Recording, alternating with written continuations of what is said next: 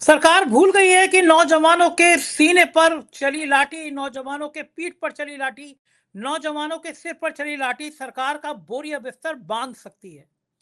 दिल्ली में जो लाठियां चली हैं उसने सरकार का बोरिया बिस्तर बांधना तय कर दिया है। कितनी बेशर्मी के साथ नौजवानों पर लाठियां मांगी भाजी गई। सादा वर्दी में दिल्ली पुलिस के गुंडे बच्चों को मारते हुए नजर आए। मेरा दिल तो दहल गया, पता नहीं आपका दिल दहला नहीं दहला। और मुझे लगा कि इतनी नाकारा, इतनी बेशरम, इतनी नपुंसक सरकार कोई हो नहीं सकती जो बच्चों के हक मांगने पे उन्हें ऐसी लाठियां दे। कैसी सरकार है, कितनी संवेदनहीन सरकार है। आपने अपनी मांग उठाई तो लाठियां मिली, आंसू गैस के गोले मिले। सलाम है नौजवानों की बहादुरी का। कुछ वीडियो में देख रहे थे, खड़े होकर कह रहे थे मारो और मारो, हमें हमारा हक दो। मंडे का दिन बहुत सही चुना। संडे का दिन होता था, ये गोदी मीडिया के एंकरिया कहते संडे था, पिकनिक मनाने चले आए। लेकिन मंडे के दिन दिल्ली हिला के दिखा दी नौजवानों ने, पूरा देश हिला के दिखा दिया नौजवानों ने कि यह नपुंसक सरकार अब कुछ कर नहीं सकती। लोगों ने डरना बंद कर दिया है। अभय दुबे जी से मैंने इस आंदोलन के बारे में विस्तार से बातचीत की। अब बहुत अनछुए पहलुओं की भी चर्चा आपके सामने होगी। चैनल को सब्सक्राइब करिए। चलते हैं अभय दुबे के पास। 4PM न्यूज नेटवर्क में बहुत बहुत स्वागत है अभय दुबे जी आपका। मैं बातचीत में आमतौर पर शालीन रहता हूं और गालियां शाम मतलब रेयर ही निकालता हूं, गाली नहीं देता। लेकिन आज मेरे दिल से गालियां निकली सरकार को, देश के गृह मंत्री को, दिल्ली पुलिस के नाकारा लोगों को, जो मासूम बच्चों पे, लड़के लड़कियों पे लाठियां बरसा रहे थे। मैंने पिछले शायद कई सालों से ऐसा सीन नहीं देखा कि जिसको देखकर मेरी आंखों में आंसू आ गए। मैंने अपने बेटे को फोन किया और मैंने उसको डांटा कि तुम क्यों आज इधर उधर रहे, तुम प्रोटेस्ट में क्यों नहीं गए। कहा मैंने कि तुम भी आंदोलन में जाओ, लाठियां भी खाओ। इस देश का हर नौजवान एक सरकार की लाठी खाए, जिससे इस नौजवान को पता चले और इस सरकार को भी पता चले कि किसी नौजवान के पीठ पर पड़ी हुई लाठी हुकूमतें हिला दिया करती हैं। सरकार इतने घमंड में, इतने अहंकार में कोई बात करने को राजी नहीं। नौजवान जा रहे हैं, उनको बेसाहब तरीके से मारा जा रहा है, आंसू गैस के गोले छोड़े जा रहे हैं जैसे ये पाकिस्तान की सेना हो। क्या हो गया है सरकार, घमंड में चूर सरकार के जानती नहीं है कि ऐसे ही मूवमेंट एक बार हुआ था। जेपी साहब ने, जेपी आंदोलन खड़ा हो गया था, सिंहासन खाली करो कि जनता आती है। और आज बहुत अच्छा किया इन्होंने, मंडे का दिन चुना। संडे का दिन होता तो ये गोदी मीडिया कहती संडे था, पिकनिक करने लोग आ गए थे। सोमवार के दिन हजारों लोगों ने, लाखों लोगों ने अलग अलग देश के अलग अलग हिस्सों में, पटना में, मुंबई में, यूपी में अलग अलग जगह प्रदर्शन किया। और इस बात का संकेत है कि लोगों ने सरकार से डरना बंद कर दिया है। ये संकेत है तानाशाही सरकार के लिए, लोग उनसे डरना बंद कर रहे हैं। लेकिन हुकूमत अपनी बात से बाज नहीं आ रही। अभय जी, क्या ये संकेत है? क्योंकि जिधर जवानी चलती है देश उधर चलता है। नौजवानों की पीठ पर पड़ी लाठियां इस सरकार के लिए क्या कब्र बनने जा रही है, कफन बनने जा रही है, सरकार को नेस्तनाबूद करने जा रही है? क्या लगता है इस आंदोलन का हश्र क्या होगा? संजय जी, मैं आपके इस अवलोकन से पूरी तरह सहमत हूं कि लोगों ने सरकार से डरना बंद कर दिया है और ये आंदोलन उसका सबसे बड़ा प्रमाण है, जीता जागता प्रमाण है। लेकिन सरकार ने जो बच्चों के ऊपर निर्ममता के साथ में चोट की है, प्रहार किए हैं, जिसमें किसी की टांग टूट गई है, किसी का सिर फट गया है, अब लड़कियों के कपड़े फाड़ दिए गए हैं, ये सब हुआ है। इसके पीछे मैं समझता हूं कि जो दमन है वो तो निंदनीय है ही, इसके पीछे एक खास तरह की चिढ़ भी है। वो चिढ़ क्या है ये मैं बताना चाहता हूं आपको। वो चिढ़ ये है कि ये आंदोलन सरकार के हाथ से निकल गया, सरकार इसको कंट्रोल नहीं कर पाई, सरकार उसको नियंत्रित नहीं कर पाई। और इसका नेतृत्व करने वाले जो लोग थे, जो दावा कर रहे थे कि वो इस आंदोलन का नेतृत्व कर रहे हैं, उस आंदोलन का आह्वान कर रहे हैं, वो लोग सिटपिटाते हुए नजर आए, पीछे हटते हुए नजर आए, अपने अनशनों को तोड़ते हुए नजर आए, हम अनशन क्यों तोड़ेंगे इसकी शर्तें रखते हुए नजर आए।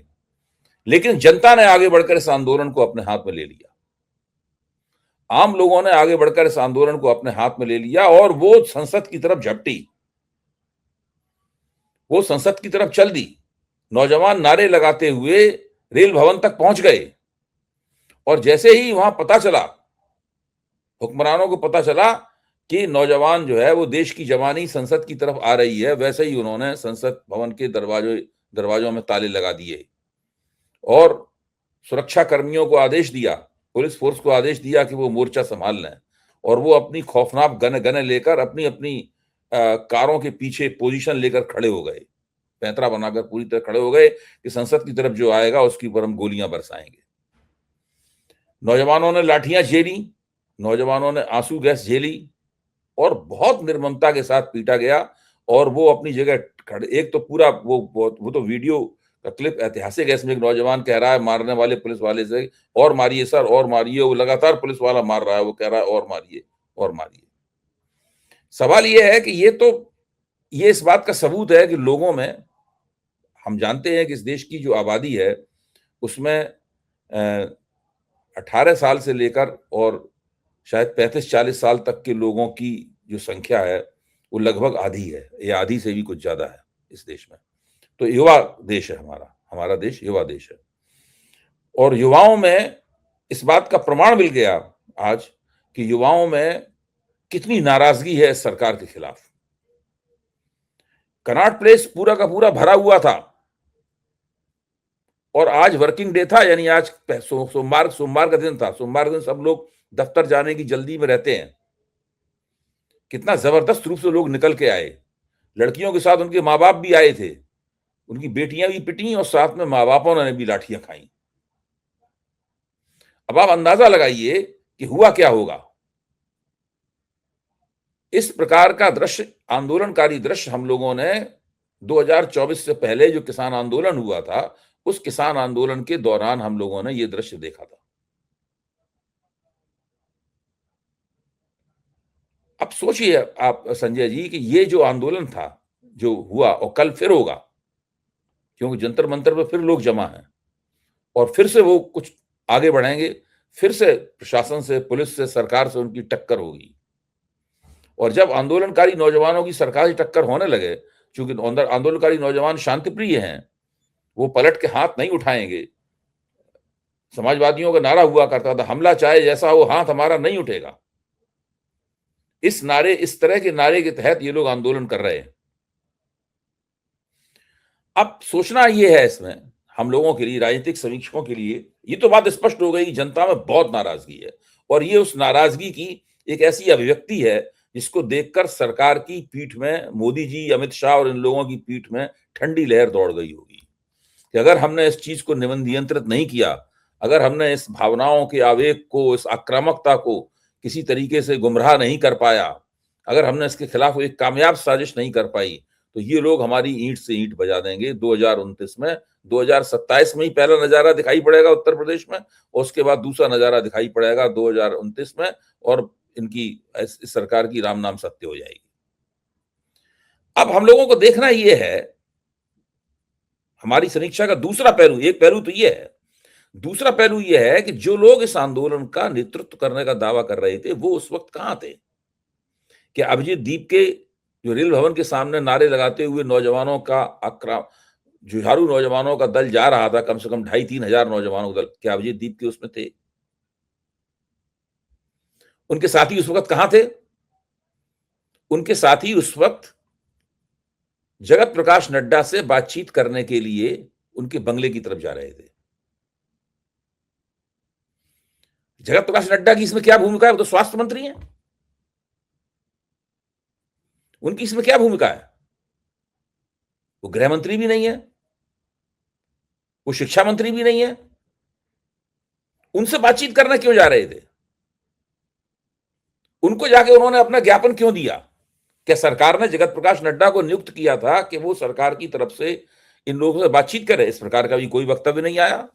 ऐसा होता है, जब किसान आंदोलन चल रहा था तो सरकार की तरफ से नियुक्त जो समिति थी वो किसानों से बातचीत करती थी, उसमें कृषि मंत्री भी शामिल थे। ये बात हमारी बिल्कुल समझ में आने वाली है। अगर जेपी नड्डा को नियुक्त किया गया है तो हमें उनकी और आंदोलनकारियों के इन स्वघोषित नेताओं की मुलाकात पे कोई हमें आपत्ति नहीं है। लेकिन ऐसा कोई वक्तव्य नहीं आया है, ऐसी कोई बात नहीं आई है कि ये सरकार के प्रतिनिधि के तौर जगत प्रकाश नड्डा मोदी सरकार की नुमाइंदगी कर रहे थे, ऐसा कोई नहीं आया। उनसे मिलने क्यों गए, एक बहुत बड़ा सवाल है। दूसरे, सोनम वांगचुक क्या कर रहे थे उस वक्त? सोनम वांगचुक सफदरजंग अस्पताल में पुलिस ने उनको भर्ती कर रखा है। वांगचुक कहना है हमें जबरदस्ती भर्ती कर रखा है, ठीक, हम ये बात मानने को तैयार है। वांगचुक ने अपने हस्तलेख में एक पत्र जारी किया। उस पत्र में अनशन तोड़ने की 3 शर्तें रखी गई। उनके हस्तलेख में, अंग्रेजी में है, सोशल मीडिया पर मौजूद है। आप चाहें तो इस कार्यक्रम में भी उस पत्र को दिखा सकते हैं, और वो बड़े बड़े हरूफों में उन्होंने अपनी बात लिखी है। पहली बातचीत में वो ये कहते हैं कि सरकार परीक्षाएं नहीं कर पाई, पेपर लीक हुआ, शिक्षा व्यवस्था गड़बड़ है, इसकी जिम्मेदारी ले, और माफी मांगे। पहली बात उन्होंने ये कही। दूसरी बात उन्होंने ये कही कि जब मैं और काकरोच पार्टी के नेता संसद की दहरी पे पहुंच जाएं, तब विभिन्न पार्टियों के नेता बाहर निकल कर आए और हमको ये आश्वासन दें कि वो संसद में इस मसले को उठाएंगे। तीसरी, अगर स्वास्थ्य की समस्या के कारण या किसी अन्य वजह से हम वहां पर नहीं जा पाए, तो वो नेता अस्पताल आए और हमको ये भरोसा दें कि हम संसद में ये बात उठाएंगे, तब मैं अनशन तोड़ूंगा। अब आप सोचिए, इन तीनों वक्तव्यों में मोदी जी का नाम कहीं नहीं है, इन तीनों वक्तव्यों में धर्मेंद्र प्रधान का नाम कहीं नहीं है। इन तीनों वक्तव्यों में भी पूरी जिम्मेदारी विभिन्न पार्टियों के, विपक्ष के नाम नहीं लिया, विभिन्न पार्टियों के नेताओं पर डाली गई है। बीजेपी के ऊपर कोई जिम्मेदारी नहीं डाली गई है इसके अंदर। भाजपा की सरकार के ऊपर कोई जिम्मेदारी नहीं डाली गई है। ये नहीं कहा गया कि सरकार अगर ऐसा नहीं करेगी तो हम, जहां तक जिम्मेदारी मानने का सवाल है, धर्मेंद्र प्रधान तो पहले भी जिम्मेदारी अपनी स्वीकार कर चुके हैं, पहले ही माफी भी मांग चुके हैं धर्मेंद्र प्रधान, इस्तीफा नहीं देंगे। धर्मेंद्र प्रधान तो ऑन रिकॉर्ड है, उन्होंने कहा कि भाई जो पेपर लीक हुआ है उसकी जिम्मेदारी मेरी है, नीट के पेपर लीक होने की जिम्मेदारी मेरी है, ये वो कह चुके हैं। तो आप सरकार से वो मांग रख रहे हैं जो सरकार पहले ही आपकी पूरी कर चुकी है, आपकी मांग रखने से पहले पूरी कर चुकी है। उसके बाद में आप विपक्ष के नेताओं के ऊपर, विभिन्न पार्टियों में, कोट अनकोट कहता हूं, उन पार्टियों के नेताओं से मांग करते हैं कि आप ये कैसे कीजिए। मेरा सवाल यही है कि क्या अभिजीत दीप के संसद की तरफ मार्च कर रहे लोगों का नेतृत्व कर रहे थे? नहीं कर रहे थे, वो वहां पे नहीं थे। तो जो लोग जंतर मंतर पे इतने दिनों से अनशन, धरना और अनशन करके अपने आप को नए उभरते हुए नेता के तौर पर पेश कर रहे थे, जो लोगों का आह्वान कर रहे थे कि वो आए और संसद की तरफ मार्च करें, वो उस वक्त जगत प्रकाश नड्डा से कोई समझौता वार्ता कर रहे थे या उनको कोई ज्ञापन दे रहे थे, जो अपने आप में एक रहस्यपूर्ण बात है कि भाई नड्डा साहब का इस मसले से क्या संबंध है? आपने इतने दिन से सोनम वांगचुक ने अनशन किया, दीपके ने, कभी नड्डा का नाम आया बीच में? कहीं नड्डा का तो कभी नाम नहीं आया। तो ये अच्छा, तो आप बता दीजिए फिर नड्डा कहां से आए होंगे? नड्डा आए कहां से होंगे? फिर नड्डा कहां से आए होंगे? नड्डा की एंट्री कैसे हुई? मैं तो खुद ये सवाल उठा रहा हूं। देखिए, अभिजीत दीपके को कई प्रश्नों का जवाब देना है। पहली बात, नड्डा को कैसे, नड्डा उनसे मिलने के लिए कैसे, नड्डा अपनी मर्जी से तैयार हो नहीं हो सकते मिलने के लिए? इतनी हिम्मत तो है ना किसी की? क्या कोई नेता अपनी, कोई केंद्रीय मंत्री अपनी मर्जी से मिलने को तैयार हो जाएगा? औकात ही नहीं है, औकात ही नहीं है किसी की। अच्छा, सरकार घोषित रूप से नड्डा को अपना नुमाइंदा भी नहीं घोषित कर रही कि भाई सरकार की तरफ से। नड्डा जी तो बर्फ पे लगे हुए ढक्कन टाइप के हो गए जब से वो अध्यक्ष बटे, बचा क्या उनके पास? वही मैं कह रहा हूं, तो ये सब जो हो रहा है, देखिए, पूरे घटनाक्रम के 2 हिस्से हैं, दोनों को बिल्कुल अलग अलग करके देखा जाना चाहिए। और इसमें बहुत स्पष्टता है मेरे दिमाग में। जो आंदोलनकारी छात्र हैं, जो बलिदानी छात्र हैं, जो पुलिस की लाठियां खा रहे हैं, जो खून बहा रहे हैं, जो सरकार का दमन झेल रहे हैं, जो सरकार से आतंकित होने के लिए तैयार नहीं है, जिन्होंने आज मुकाबला किया और कल भी मुकाबला करेंगे और परसों भी मुकाबला करेंगे, बार बार मुकाबला करेंगे, एक तो वो लोग हैं। मैं उनके साथ खड़ा हूं, आप भी उनके साथ खड़े हुए हैं, 4 PM भी उनके साथ खड़ा हुआ है। और हम लोगों को जब भी मौका मिलेगा, जैसा भी मौका मिलेगा, हम उनके आंदोलन को मजबूत करेंगे, उनकी आवाज में अपनी आवाज मिलाएंगे। लेकिन ये जो हैं, जो लोग इस आंदोलन का नेतृत्व करने का दावा कर रहे थे, इनकी तरफ हम एक कड़ी समीक्षात्मक नजर डालेंगे। हम इनके भी निंदक नहीं है, हम इनके ऊपर एक कड़ी समीक्षात्मक नजर डालेंगे। इनको हम पतली गली से नहीं निकलने देंगे। भाई सवेरे सवेरे अभिजीत दीपके ने कहा कि हमने अपना अनशन तोड़ दिया है। क्यों तोड़ा? हमसे सोनम जी ने कहा है कि तोड़ दीजिए, हमने तोड़ दिया। फिर जब इन्होंने अपना अनशन तोड़ दिया तो वामपंथी जो 3 छात्र, उसमें नेहा भी थी, वो कर रहे थे, तो उन्होंने भी फिर संतरे का जूस पी के उन्होंने भी अनशन अपना तोड़ दिया। आप सोचिए, जब आज मौका था संसद की तरफ मार्च करने का, उस वक्त ये लोग अनशन तोड़ रहे थे। मैं वामपंथी छात्राओं की छात्राओं की बात नहीं कर रहा हूं, जो कांग्रेस जनता पार्टी के संस्थापक अध्यक्ष हैं, जब उन्होंने ही अनशन तोड़ दिया अपना।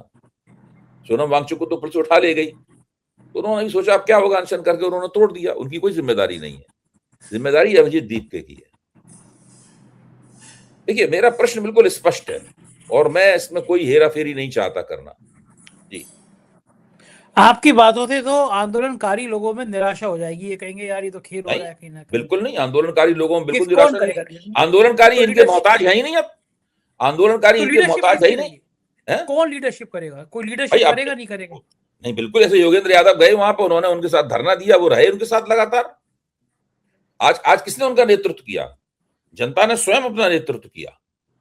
तो क्या और ये एक बड़ा आपने देश के इतने बड़े आंदोलन देखे हैं, हाँ, कोई भी बड़ा आंदोलन लंबे समय तक क्या किसी बिना लीडरशिप के चल सकता है? देखिए, आपको याद होगा कि जो गुजरात में आंदोलन शुरू हुआ था, इससे बाद में 1974 का संपूर्ण क्रांति आंदोलन निकला। उस आंदोलन की मांग क्या थी? मेस में जो खाना दिया जाता था छात्रों को, वहां का सवाल था कि भाई आपने उसके पैसे बढ़ा दिए, बहुत मामूली सा वो आंदोलन था। फिर वो आंदोलन बिहार आता है, वो आंदोलन था चिमन भाई पटेल के खिलाफ। फिर बिहार में अब्दुल गफूर के खिलाफ आंदोलन चल रहा है, वो आता है, अब्दुल गफूर के खिलाफ चलने वाला आंदोलन चिमन भाई पटेल के खिलाफ आंदोलन से मिल जाता है। फिर सब नेता लोग जाते हैं जयप्रकाश नारायण के पास कि आइए आप हमारा नेतृत्व कीजिए। आंदोलन पहले से चल रहा था, उसको बड़ा नेतृत्व बाद में मिलता है।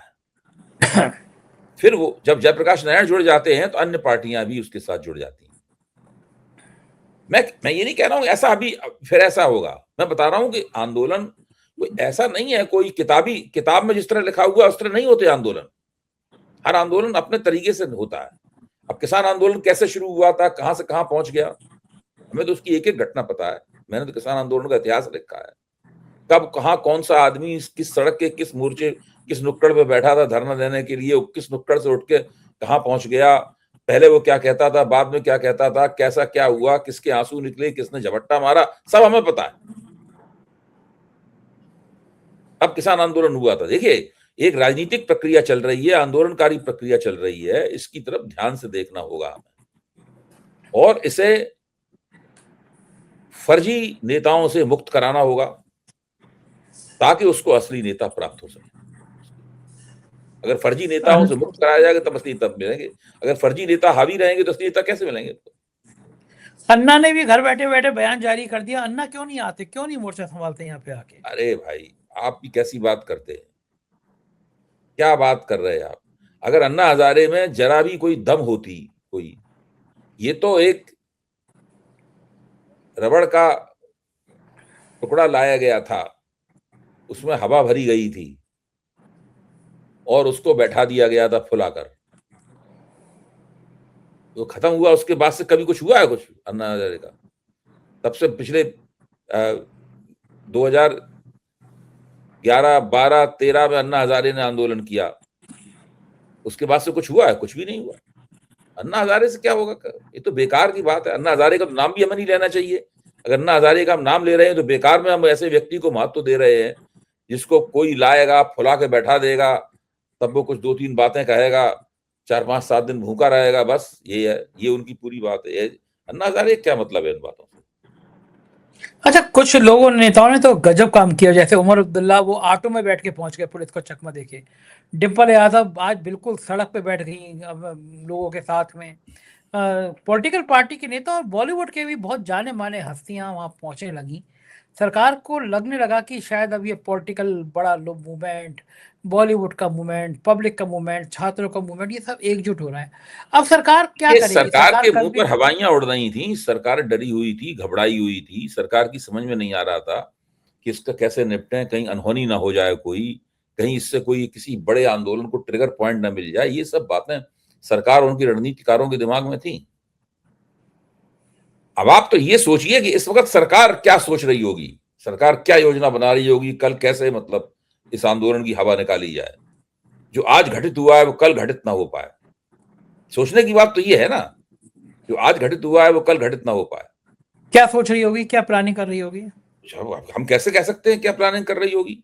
कुछ ना कुछ जरूर प्लानिंग कर रही होगी, क्योंकि आज धर्मेंद्र प्रधान अमित शाह से भी मिले हैं, बहुत देर तक उन दोनों के बीच में बातचीत भी हुई है। अब इस आंदोलन का भविष्य आप क्या देखते हैं कि ये आंदोलन रुकेगा, ये आंदोलन नहीं रुकने वाला है भाई। ये आंदोलन क्यों रुकेगा? नहीं रुकेगा।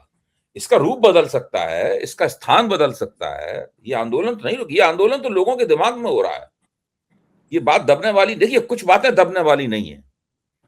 अब पेपर लीक का मामला दबने वाला नहीं है, शिक्षा व्यवस्था की दुर्गत है वो दबने वाली नहीं है, राम मंदिर के घोटाले का मामला दबने वाला नहीं है, एथेनॉल के नाम पे जो भ्रष्टाचार हो रहा है दबने वाला नहीं है। राहुल गांधी बहुत बड़े बड़े कार्यक्रम कर रहे हैं भाई पेपर लीक के सवाल के ऊपर। हाँ, उत्तराखंड में तो धुआं निकाल दिया उन्होंने, इतनी भीड़ वही तो बता रहे। वो तो आप कहीं बंगलौर का देख लीजिए, आप कोटा का देख लीजिए, आप देहरादून का देख लीजिए, बहुत बड़े बड़े कार्यक्रम कर रहे हैं। लोगों में बहुत नाराजगी है, जो 20-25 हजार नौजवान वहां जाते हैं, ऐसे ही नहीं जाते हैं 20-25, कोई वजह होती है उसकी भाई। यहाँ इतने लोग आए, उन्होंने पुलिस के डंडे झेले, गालियां झेली, उन्होंने खून बहाया अपने, ऐसे ही थोड़ा कहा, कोई ऐसे थोड़ा पिटने के लिए आ जाता है। मामला बहुत ठोस है, मामला बहुत जबरदस्त है, और ये सरकार जो है ना वो समझ नहीं रही है। जो सरकार के दक्षिणपंथी हैंडलर्स हैं वो गालियां दे रहे हैं सरकार को, बड़ी मूर्ख सरकार है, एक गलती को छिपाने के लिए 3 गलतियां और कर रही है। संघों को क्या लग रहा होगा, आरएसएस को क्या लग रहा होगा, नौजवानों पे ये लठ चल रहे हैं, ये उनका भविष्य अच्छा करेंगे? नौजवान सारे लोग यही सोच रहे होंगे कि इससे कैसे बचा जाए, इस मामले को निष्प्रभावी कैसे किया जाए। अब तो पूरा चुनौती ही उनके सामने ही है। और सबसे खतरनाक बात, ये कह नहीं सकते कि ये कह नहीं सकते कि ये मुद्दा गलत है, ये कुछ नहीं कह सकते। उनके किसी तरह से उन्होंने जिनको भी पता है वो भाई इसमें धर्मेंद्र प्रधान इस देश के सबसे ज्यादा लोकप्रिय व्यक्ति हैं, बैठे हुए हैं सरकार में, और उनको अराजक कह रहे हैं, जो आंदोलनकारी उनको अराजक कह रहे हैं।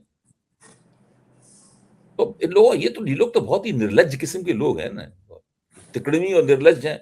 इसके अलावा इनको कुछ आता ही नहीं है। देश और समाज से इनका कोई वास्ता है नहीं, सत्ता में कैसे चिपके रहना है। और जाने कितनी तो बात। अब देखिए एक खबर ये आई है कि राष्ट्रीय स्वयंसेवक संघ के 20 से ज्यादा संगठनों को ओएनजीसी ने सैकड़ों करोड़ रुपए दिए हैं। खासकर में खबर आई है। अब ये इस तरह की बातें निकल के आ रही है ना पूरी राष्ट्रीय स्वयंसेवक के संगठनों।